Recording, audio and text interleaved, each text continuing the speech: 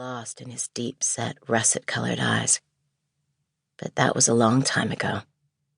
If she was being honest, sometimes it felt as if it had been yesterday.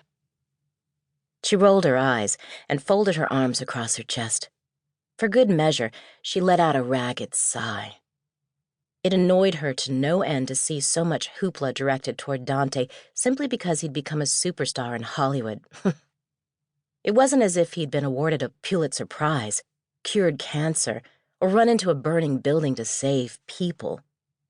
He acted in action movies and dated empty-headed starlets.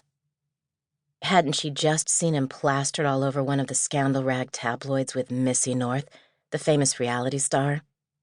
That in itself spoke volumes. Missy was known for being as deep as a kiddie pool. She happened to be drop-dead gorgeous, Lucy conceded. She imagined most men would jump through hoops to be the special someone in Missy's life. Even though Dante had been a big celebrity for at least 5 years now, Lucy still couldn't believe he'd come back to their hometown to film his next movie. It was probably one of those action flicks with a testosterone-laced name like Maximum Overdrive or Total Impact. Lucy had done her best to tune out all the fanfare surrounding Dante's return, a near impossible feat in a town that had gone crazy over Mistletoe's golden boy. Mistletoe wasn't exactly a happening place like Los Angeles, and to her knowledge, he'd avoided his hometown like the plague ever since leaving for the big lights of Hollywood. He'd only come back briefly for his father's burial. Lucy had gotten a glimpse of him that day at the cemetery. It had been easy to avoid coming face to face with him since she'd deliberately remained in the background and skipped the reception. Dante West, movie star, Mistletoe's favorite son. Her former BFF. The only man she'd ever truly loved. She felt a little pang in her heart as his face flashed before her eyes.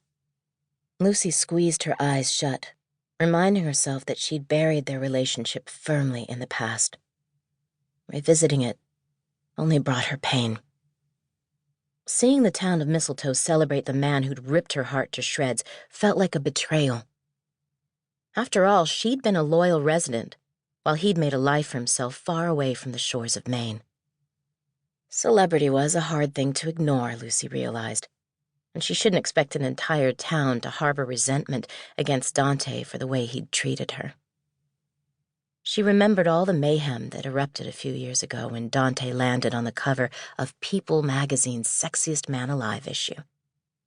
Every red-blooded woman in the United States had been drooling over him. Sure, he was eye candy, but he didn't have a loyal bone in his body. The way he'd turned his back on his family and his hometown didn't sit well with her. "And you," a little voice buzzed in her ear. "Don't forget the way he treated you." She shook off the bad thoughts, determined to focus on the things that truly mattered for the duration of Dante's stay in Mistletoe. She'd built a nice life for herself, one she could be proud of. Her job as a librarian fulfilled her.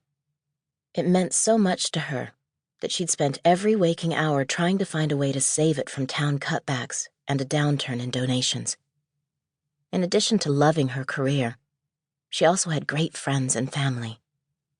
Sure, her family was a bit all over the place at times, but when push came to shove, they stood together as a united front. Which was why it was somewhat surprising to see her parents, Walt and Leslie, along with her little sister Tess, standing in the throng outside, hailing Dante as a conquering town hero. Lucy sputtered at the sight of her close friend Eva Langston bundled up in a pink parka and matching hat. "Traitors, one and all," she whispered. "Trust me, he's not that special." Problem was, he had been. Once upon a time, Dante had been the sun, moon, and stars in Lucy's life. She knew she was being petty, but it hurt to remember how things had been before he'd hightailed it off to Hollywood without a word of goodbye. At certain times, it seemed like she'd dreamed it all. But Lucy knew she hadn't made up all the memories she couldn't seem to shake.